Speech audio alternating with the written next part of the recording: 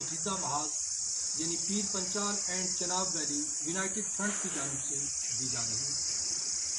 और इसकी गर्भगायत यह है कि 5 अगस्त 2019 के बाद जब से नई दिल्ली ने गैर आइनी, गैर जमहूरी और गैर कानूनी तरीके से जम्मू कश्मीर का खुसूसी दर्जा ख़त्म करके यहाँ की रियासत को ख़त्म कर दिया, यहाँ की सियासत को ख़त्म कर दिया गया, यहाँ के लोगों के डेमोक्रेटिक राइट्स को ख़त्म कर दिया गया, यहाँ तक के इंसानी हकूक़ भी जो है उनको पामाल किया जा रहा है। उसके बाद देखने में ये आया है कि जम्मू कश्मीर में और बतौर ख़ास जम्मू में एक ख़ास तरह की कम्युनल पॉलिटिक्स, फ़िरका परस्ती की सियासत जो है वो इन दिनों अरूज पर है। और आपको याद होगा कि गुज़िश्ता दिनों कुछ ऐसे वाक़ात जम्मू में आए कि बेशतर ऐसे लीडर जो पिछले 20-25 वर्षों से सेकुलरिज्म का लबादा ओढ़कर हमारी दाद व तहसीन हासिल करते रहे, पावर इंजॉय करते रहे, और वो सब लीडरान जो है एक एक करके आरएसएस और बीजेपी की गोद में गिर रहे हैं। और यही नहीं, ये उनका अपनी चॉइस है कौन कहाँ जाता है, हमें दिक्कत नहीं है।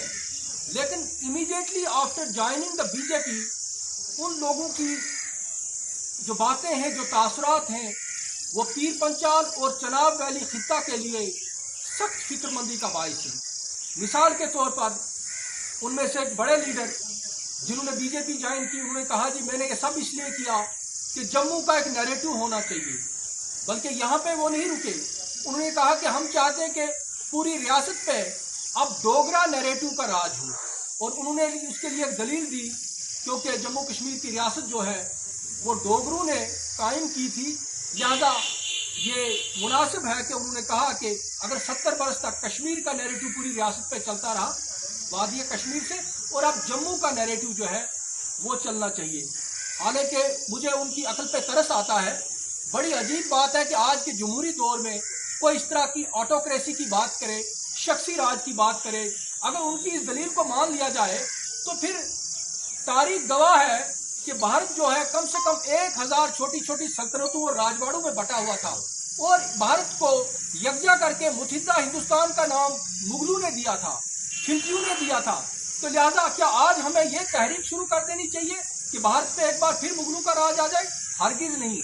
आज जमहूरी दौर है और जमहूरियत जिसको अपनाती है, आगे बढ़ाती है, उसी का रूल होता है।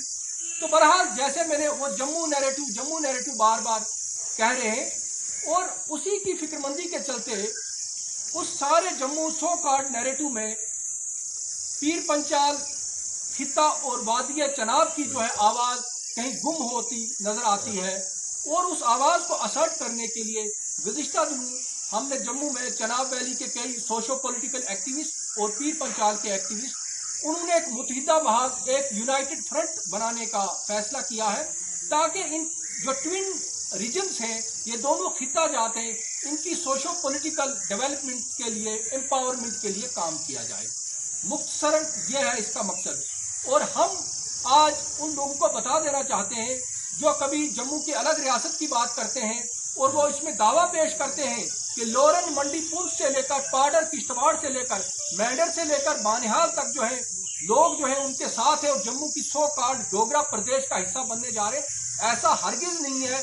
पीर पंचाल खित्ता और चनाब वैली जो है, हमारे अपने मसाइल हैं, हमारी अपनी आरजुएं हैं, हमारी अपनी ख्वाहिशात हैं, और हम हरगिज जो है सो कॉल्ड डुगर प्रदेश या सो कॉल्ड जम्मू नैरेटिव का हिस्सा बनने नहीं जा रहे हैं।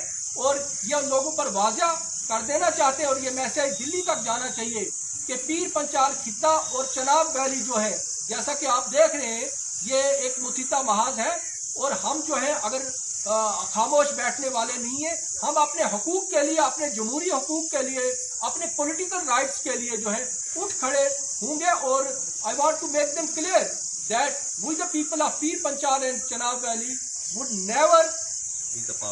never be the part of that so-called Jammu narrative, and we cannot allow a gang of few communal politicians to decide our political destiny. हम हरगिज़ उनको ये हक नहीं दे सकते कि हमारे सियासी मुस्तकबिल का फैसला करें। इसी के हवाले से ये फ्रंट मार्च वजूद में आया है।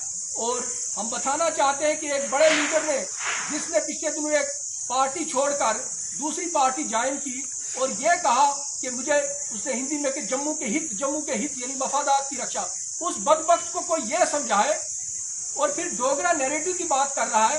वो शख्स 25 बरस तक एक ऐसी पार्टी के साथ वाबस्ता रहा है, यानी मेरा मतलब है नेशनल कॉन्फ्रेंस, जो खुद डोगरा साम्राज्य के खिलाफ लड़ी है। नेशनल कॉन्फ्रेंस की बुनियाद ही डोगरा 1931 के अशोदा को हम भूल सकते हैं। और इस शख्स ने वहां पे पावर इंजॉय किया, और वो बदबख्त, मैं कहूंगा कि इस जमात की जो लीडरशिप एक ऐसे शख्स के हाथ